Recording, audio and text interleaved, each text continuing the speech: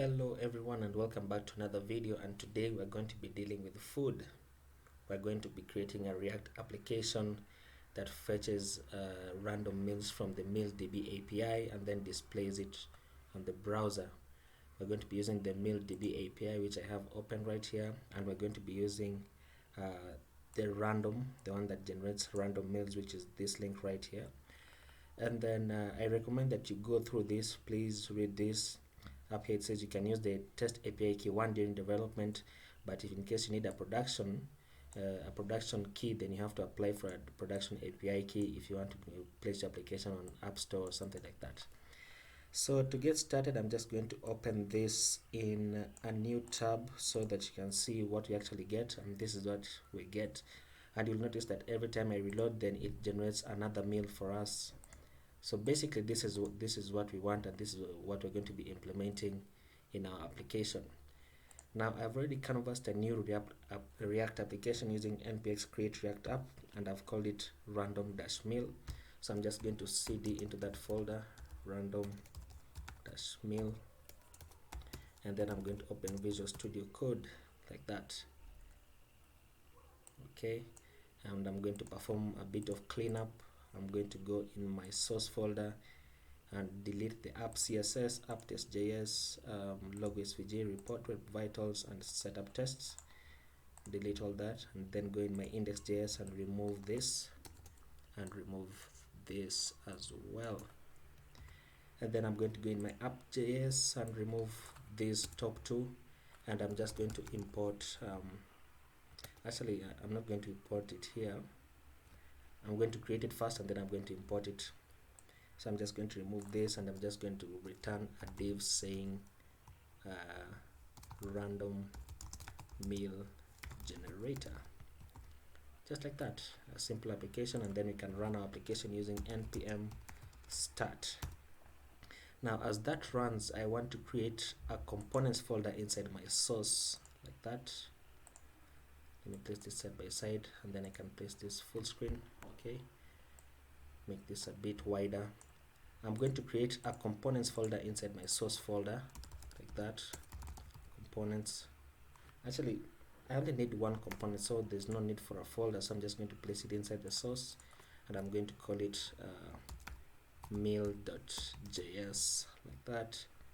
And then I'm going inside meal.js, I'm just going to generate a simple React arrow function, and I'm going to remove this, place a fragment, and then I'm going to say let's say what, an h2 maybe, saying random meal like that.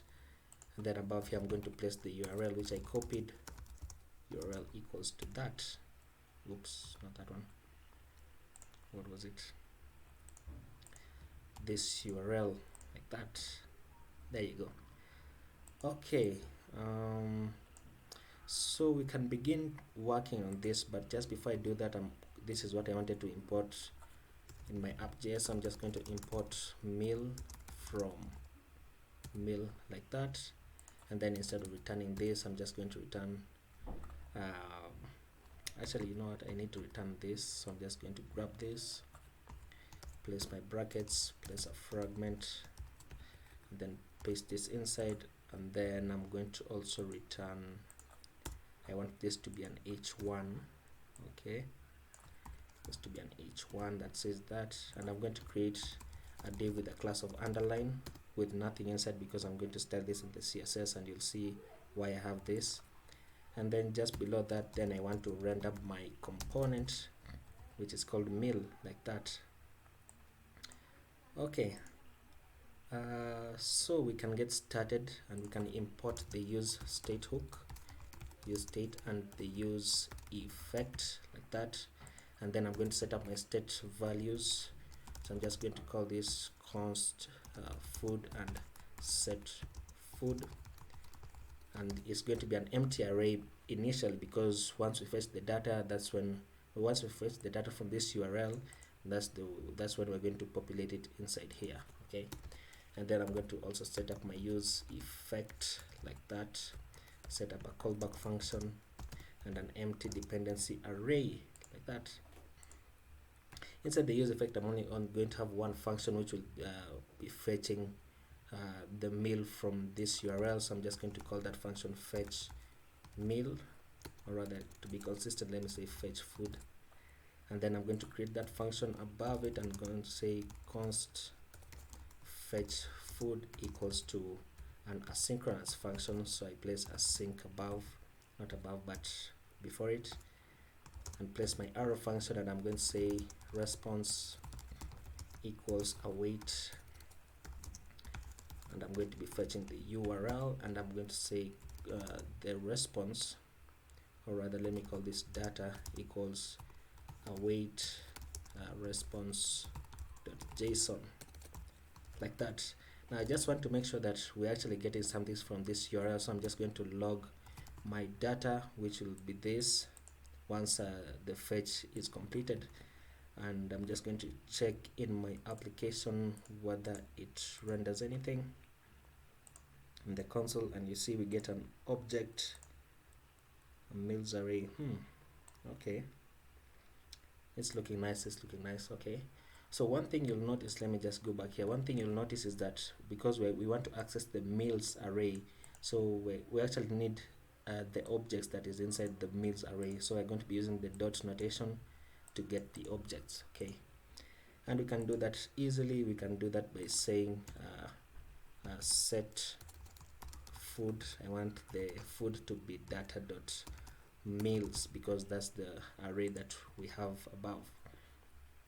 And if I'm to console log the data dot meals, what you'll notice is that if I go back, just reload this, you see now we actually get the actual array of objects that we're going to be using. Okay, next thing we're going to do is actually now get this data from here and display it above, okay. So we can do that very easily. We can go in our return statement, and we can say let's create a section with a class of meals, like that. And then I'm just going to say I want to map over all this data that we get, which is currently placed in our food variable, because now that we have fetched the data, it has actually populated the empty array that we had here.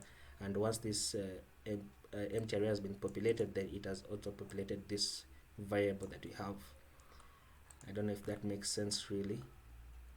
Let me try and explain it again. When you set up your state values like this using the use state, the first variable that you set up is always the one that the use state will use. Okay, so if I were to set this to something like if I were to set this to 0, for example, then it means the food variable right here has been set to 0. If I were to set it to a string, then the food variable is set to an empty string, like that. And now because it's an empty array, it's set to an empty array as so. And then the second value that we have here is actually the function that what does it do? It controls how this food variable is accessed, for example. Okay, I hope that's a better explanation. So I'm going to say I want to map over my food, like that, food.map, and for every single food that you get back, I want to destructure a few things. Okay, and we're going to be destructuring. I can place this side by side so I don't keep switching windows. I want to destructure the ID meal, the name of the meal, the instructions on how to cook it, and then perhaps the image for the meal. I think those are the 4 that we're going to be needing. So I'm going to say ID meal, like that. I'm going to say str meal, and then I'm going to say str instructions, and then str meal thumb, like that. For now we can just work with this so that we actually see how it displays on our screen. I'm going to reduce this just a bit, and then after that variable I'm just going to set up my return statement. I'm going to be returning an article with the key equal to ID meal, like so. And then I'm going to return let me remove this from up here.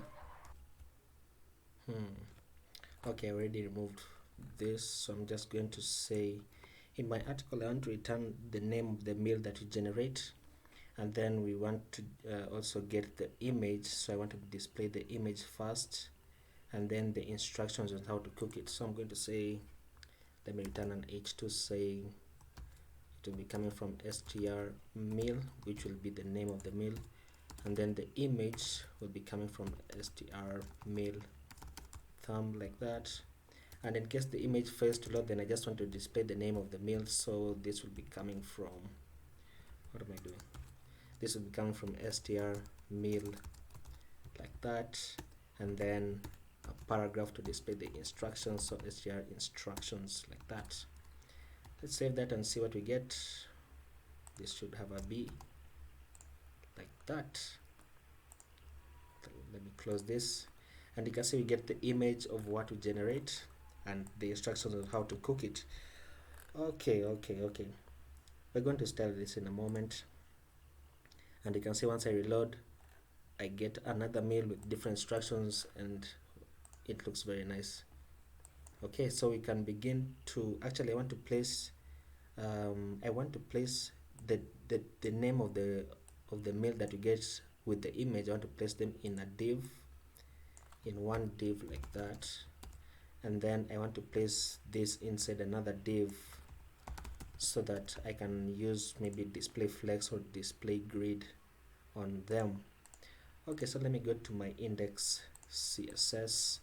I can remove this, I can remove this as well, and this, and then I'm just going to reset everything. So I'm going to say, oops, I'm going to say margin 0, padding 0, and box sizing of border box, like that. And then I'm going to say for every image I just want them to take up a max width of 100% of their container, 100% of their container.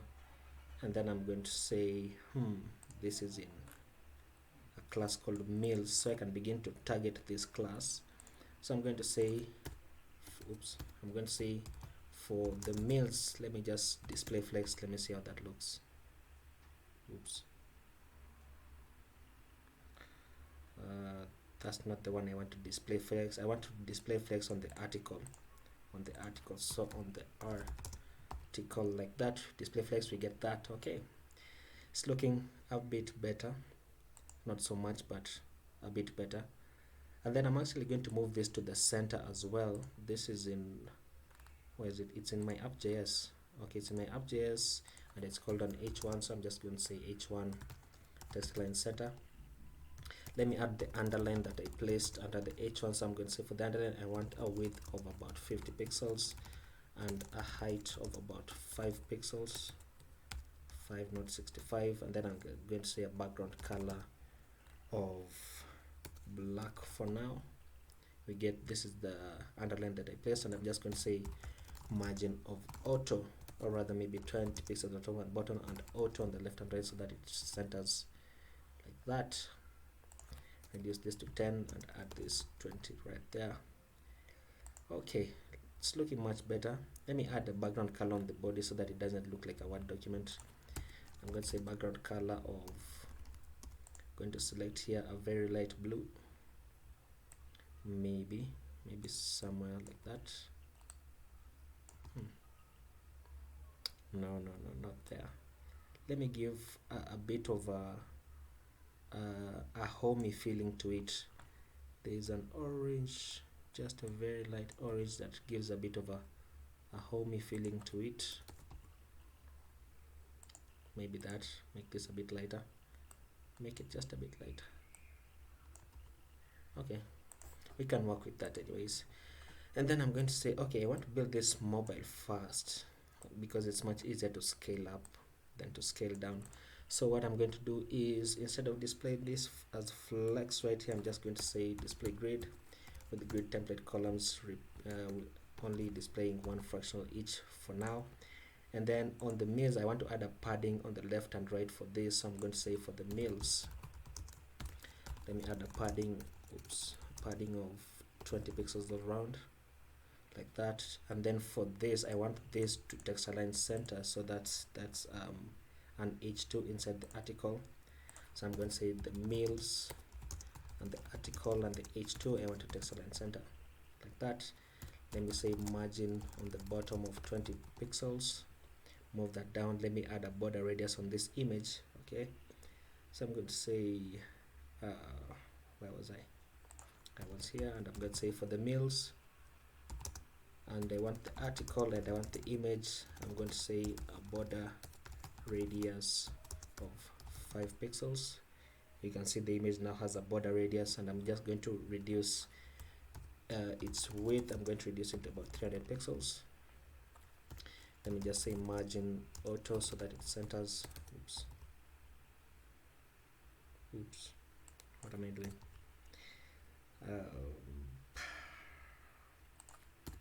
Time center.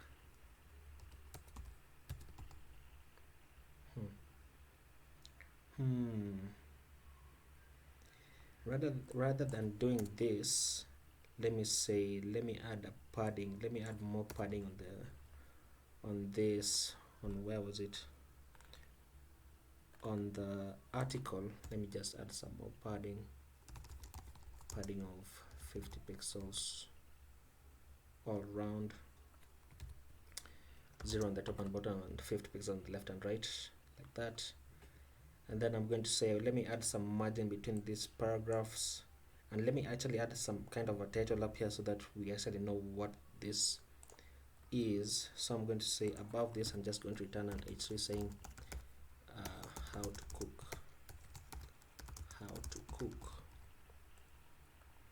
like that. And I shouldn't have, okay, it's fine, it just generated another random meal. That's fine. Let me increase the line height for the paragraphs. So I'm just going to go above here, and I'm going to say for the paragraphs I want a line height of 1.6. space it out a little bit, much better to read. And then I'm going to add margin on top of the article. Let me just confirm this. On top of the second div, or rather on the H3, let me add a margin on the H3. So I'm just going to grab this, go below here, change this to H3, and I'm going to say margin on the top of 30 pixels, move it down. And then I just want to add I think this looks fine already. This looks fine, but we're actually going to add a button here which will generate random meals. So I'm just going to leave this space empty for now, and then if I try to reload, you'll notice that just generates another meal with the instructions how to cook it, and it looks much better, much better. Okay, so one thing we need to do is actually add media queries for when this scales up, because I want it to display as 2 divs when it scales up. So I'm going to say for a media and a min width of 640 pixels, I want where the grid, I added the grid here. Okay, so I want the dot meals, and I want the article, and I want this to display, repeat 2 times at 1 fractional each, like that. Is this really nice?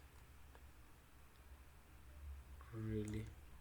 Let me add a grid gap of about 20 pixels, separate these like that.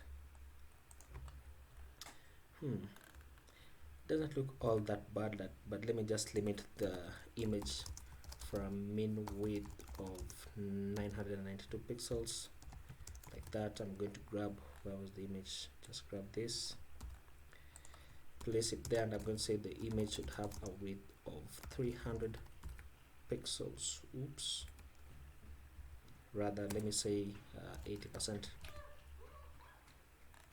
Okay, that looks almost nice, but we weren't really going for points on the design part. So I'm going to say or you know what, let me just remove this. Let me just remove it. Yeah, this image looks okay. Let me add the font size for this. So where was it? It was in a paragraph. It's a paragraph inside this, so just copy that, change this to a paragraph, and say font size of 20 pixels. 20 pixels is too big. 18 pixels. and then target this h3. Okay, target this h3, copy that, place it above here. Also increase the font size to 26 pixels, like that. I actually want to add the same underline here. Okay, so I'm just going to go below this, and I'm going to say, wait a minute, not there, it's below this. Let's say div with a class of underline as well, but you'll notice the underline goes to the center, which I don't want. So I'm going to target my underline that is inside the article. I'm going to say, going to grab this, and I want to target the underline that is inside the article. So I'm going to paste this down and say, for the underline class, I want a margin of 10 pixels at the top and bottom and 0 on the left and right, which will take it back to the left, like that. Looks very nice. Okay, one thing that we need to do is now add our button to generate random mails when the user clicks it. So I'm going to go back to my mail.js. I'm going to go where should I do this? Where does this appear? Okay, I don't want it to appear there. So I'm going to say, how do I do this? How do I do this? Let me place that side by side first. Place it there. And I'm going to say, let me create a button here with the class of btn. I'm just going to say, for the text, I'm going to say generate mail, like that, which will be here. It does nothing because we need to add an on-click event listener. So I'm going to say on-click equals to create my inline function. And basically what we're just doing, once the user clicks it, we just want to invoke this function, which will call this once again, which will generate a random mail. So I'm just going to say, after my arrow function, just say fetch food, like that, and it should work. Yeah, it works. As you can see, now we can style the button. Let me place this inside a div so that I can text align to the center and place it there. So I'm going to say div with a class of button, place it inside there, and I'm going to go back to my index CSS, go to the top just before mails, and I'm going to say for the button, and text align center, take it to the center. And then for the button, once again, I want the btn class inside the button class, and I'm going to say I want padding of 8 pixels. I want a border radius of 5 pixels with a border of 2 pixels solid and blue for now. And then I'm going to say background color of blue as well, and then the text color to be white so we can actually see. And then I'm going to say cursor pointer, see how that looks. Let me say, what else? Let me add a transition on the button. Transition on the button. On hover, I want the background color to be trans, or maybe white. Let me see how white looks. Not so good. Actually, no, you know what, it looks fine. So I just change the color to black, like that, and the border can remain, or rather, let me change this color to blue as well, like that. Let me actually add a transition on the background color by 0.2 seconds. Much better. And then I actually want to change this color because I don't want this blue, so I'm just going to change this to a darker version. Really, select this, copy it down like that. Yeah, that's much better. That is much better, and on a bigger screen it looks great as well. As you can see that a random mail generator, there we have it. And there's something that I've not done on purpose, and the thing that I've not done is that I've not placed the ingredients. So I think that will be perhaps maybe a challenge for you, where as you can see, the ingredients are right here. For example, they're listed right here, the measurements are listed right here, and if you want the YouTube video as well, you can place the YouTube video on your website. And then I think those are the main things that you will need. But for now, this looks very nice. It looks nice enough, presentable, and it actually works, it works. So that will be it for this video. Thank you guys for watching, and if you enjoyed the video, remember to like and subscribe, and I will see you in the next video.